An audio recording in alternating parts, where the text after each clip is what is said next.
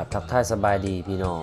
ป่องปายเบิร์ดสุกูสุคนยินดีเข้าสู่ช่องมิตรภาพช่องฟังเซ่มื้อนี้บ่าววันดีก็ได้เก็บภาพบรรยากาศงานบุญแจกข้าวนำพ่อใหญ่เฮียงมาให้พี่ให้น้องให้เบิ่งนํกันก่อนสิเข้าสู่เรื่องสู่ราวว่าขอเราคืนให้พี่ให้น้องฟังจักเล็กจักน้อยก็คือพ่อใหญ่เฮียงของเฮาเราได้เสียชีวิตลงในวันที่10เดือนที่4ปี2026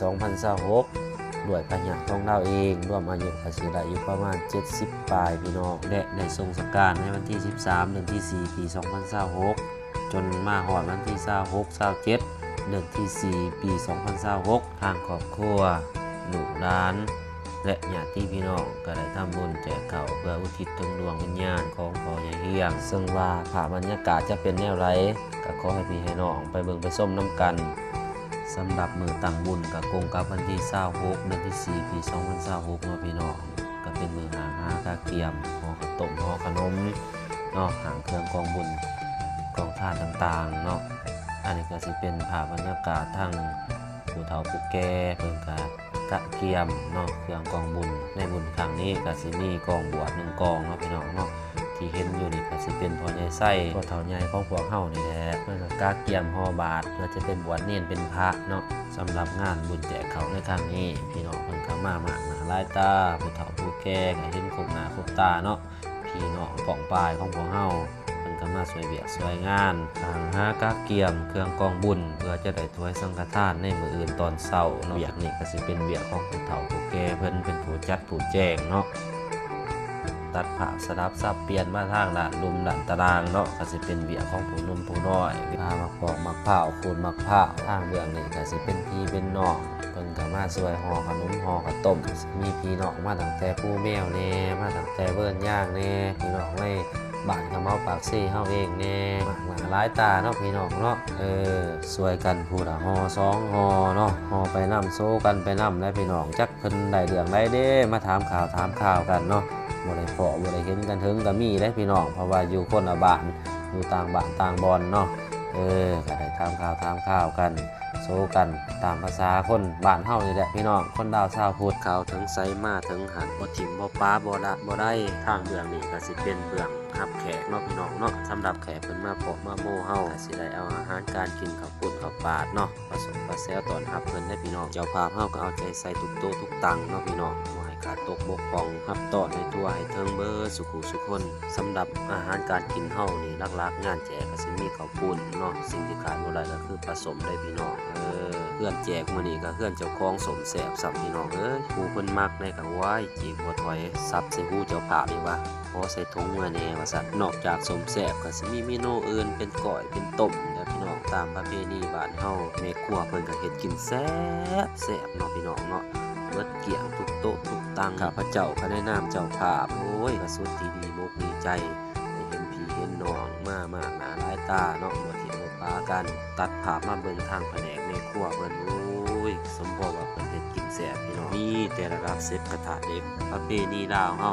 งามมีงานแจกข้าวงานเพื่อนใหม่งานดองญาติพี่น้องก็สิมาช่วยเหลือกันปลุกรุ่มกันจังซี่แล้วทางฝ่ายหญิงเฮาก็สิเป็นฝ่ายแม่ครัวเนาะทางฝ่ายชายเฮาก็สิเป็นฝ่ายเสิร์ฟฝ่ายรับแขกต้อนรับแขกบ่ให้ขาดตกบกพร่องย่านแต่เพิ่นบ่ได้กินบ่ได้อยากซันเดซ้ำสิแล้วงานหนึงก็โอ้ยบ่แม่นธรรมดาก็ดีใจนำเจ้าภาพใหญ่เพิ่นงานก็ผ่านไปด้วยดีก็ย้อนความสามัคคีของพี่ของน้องเฮานี่แล้วพอตกเย็นมาแรงมาอากาศเริ่มเย็นก็ได้นิมนต์ครูบาเพิ่นมาสวดปริตตมงคลธรรมเทศนาตามพิธีของประเพณีเพื่ออุทิศส่วนบุญกุศลให้ผู้ที่ล่วงลับไปแล้วก็คือพ่อใหญ่เฮียงนั่นเอง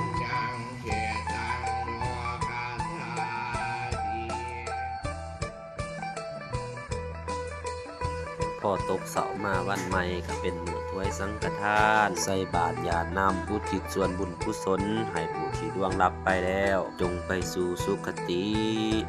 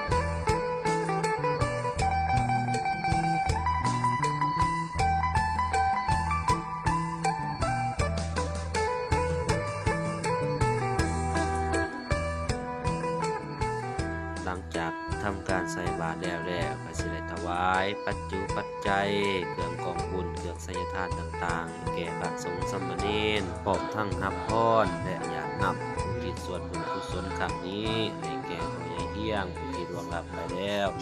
จงได้รับส่วนบุญส่วนกุศลแล้วไปเกิดที่ถึงสุขเด้อสาธุ